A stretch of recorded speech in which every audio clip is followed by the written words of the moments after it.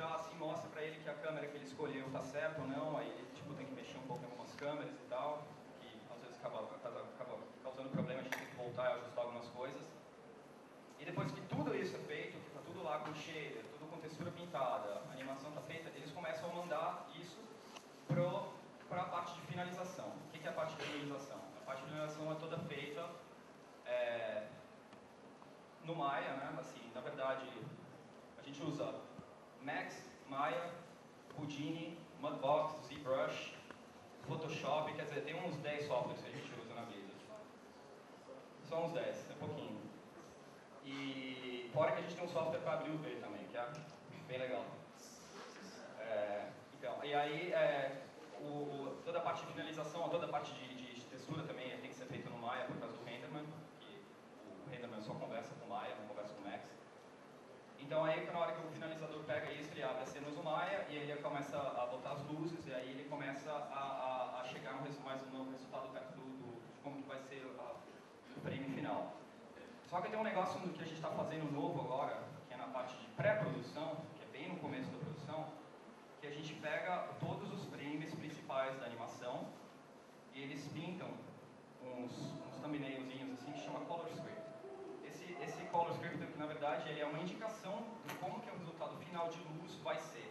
Isso ajuda muito os artistas da parte de finalização chegarem no resultado final, você tem que ficar testando, porque assim, tem que ter como que eu posso falar? Qual que é a direção do projeto? Tem que ter toda essa parte já pensada antes do cara abrir a cena dele pela primeira vez e começar a botar luz, porque senão, até ele chegar no resultado final, vai demorar vários meses, e isso custa dinheiro para o departamento. Então esse Color Script ajuda nisso. É uma ideia já aprovada pelo diretor, na parte de luzes, então que mostra os thumbnails no Photoshop, mostra todas as cores lá de cada cena, e os caras meio que têm que acertar a parte de finalização para acabar casando com isso. Agora, tem uma outra parte que é separada também, que é muito importante, que é o departamento de efeitos. O departamento de efeitos é responsável pela fumaça, pela água. Quem que assistiu o trailer do Cataclysm, que foi o último do World of Warcraft? Então, quando vocês viram nesse Cinematics, ele usou muito efeito. Eles usaram muito RealFlow para fazer, que é um software de simulação de água, para ele poder fazer todas as partes de movimentação do mar. Foi muito usado isso. Usaram bastante o Houdini também para efeito de partícula. Então o departamento de effects é só dedicado a isso. Só fazer dinâmica de partícula, fazer fumaça, e aí eles vão passando todos esses passes, esses renders de efeitos, vai ser passado para os finalizadores, que estão lá botando as luzes, e eles vão montando tudo junto num software chamado Nuke, que é um software de composição parecido com After Effects. Só que ele é um pouco mais maleável, ele tem mais velocidade e tal. Depois que toda essa parte é feita, tem algumas coisas, por exemplo, no começo da produção eles gravam as vozes dos atores, né, que são temporárias. Tipo, a gente até pega a pessoa que trabalha junto com a gente, tem uma produtora do departamento que sempre faz as mulheres. Então a voz das mulheres em um certo ponto do jogo é sempre a mesma mulher. E ela tá ficando boa, na verdade. Fazer a dublagem. Eles vão contratar ela só para fazer isso.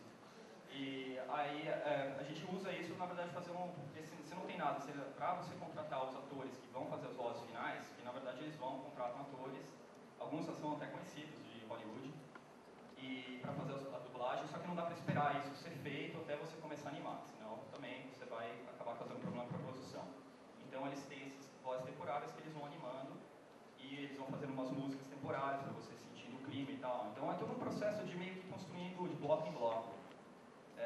Vai chegando no resultado final, vai chegando todas as dublagens finais que os atores gravam, e aí eles conseguem já finalizar todo o processo de cinematics. É meio chato ficar falando, explicando direitinho assim, mas eu quero ter certeza que vocês estão acompanhando o processo, para vocês terem mais ou menos uma ideia, para na hora que eu abrir na parte de pergunta, vocês terem mais ou menos uma ideia de como é que a gente trabalha.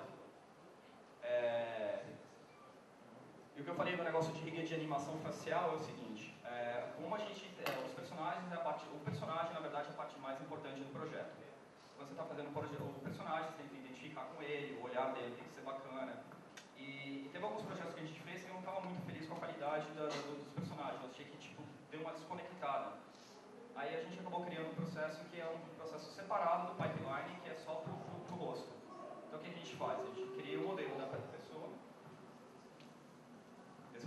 barulho? Beleza. É melhor. Então, ele não parou. Então,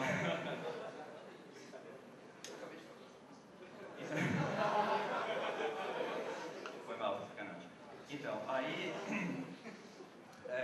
a gente cria um modelo da pessoa primeiro, a gente faz um modelo principalmente de mulher. Modelar mulher e fazer a animação de mulher é muito complicado. Por quê? Porque a mulher é muito sutil nas formas. O homem ele tem, sei lá, olheira, ruga, a gente tem uma forma, nós somos mais brutos que as mulheres nas nossas feições, tudo mais duro, quadrado. E a mulher tem que ser mais sutil, e a mulher tem que ser bonita. Então, assim, demora um tempo legal de você conseguir trabalhar e fazer isso direitinho. Aí o que a gente faz? A gente faz o personagem, modela a cabeça do personagem, põe textura, porque o que acontece? Quando você aprova um modelo e o modelo não tem textura e shader aplicado, na hora que você aplica em cima, ele fica completamente diferente.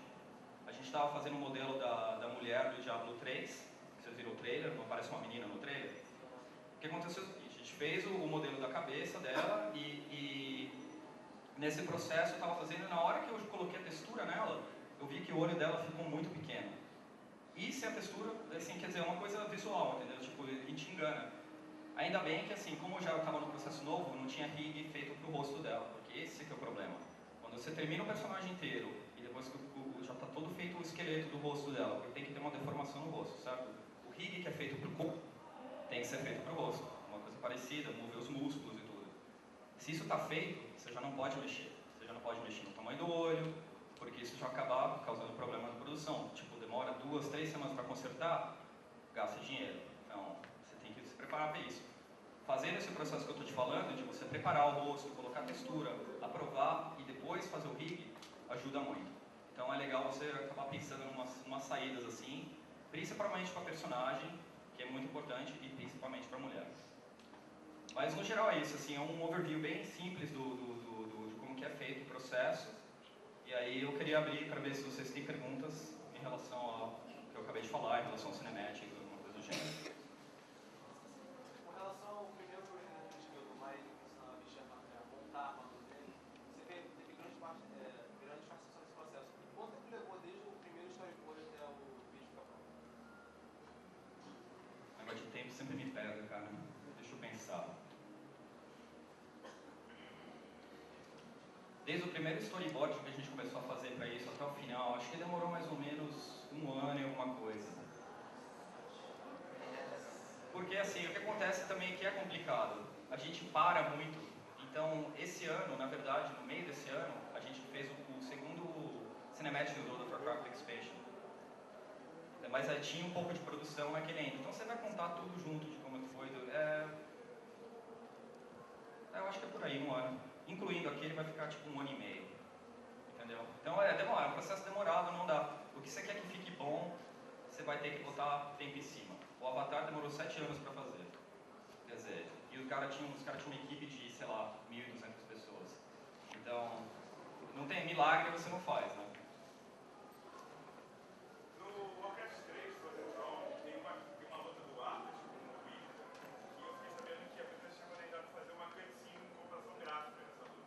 Só que eu li que não teve tempo para ter feito a luta do Illidan com o Arthas, antes do final do jogo.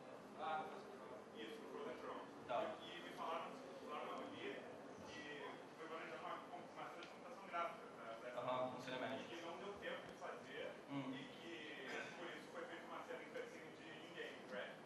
Eu queria saber se isso foi verdade e se vocês chegaram a fazer. Isso você está falando no Frozen Throne? Isso, Frozen Throne. Então,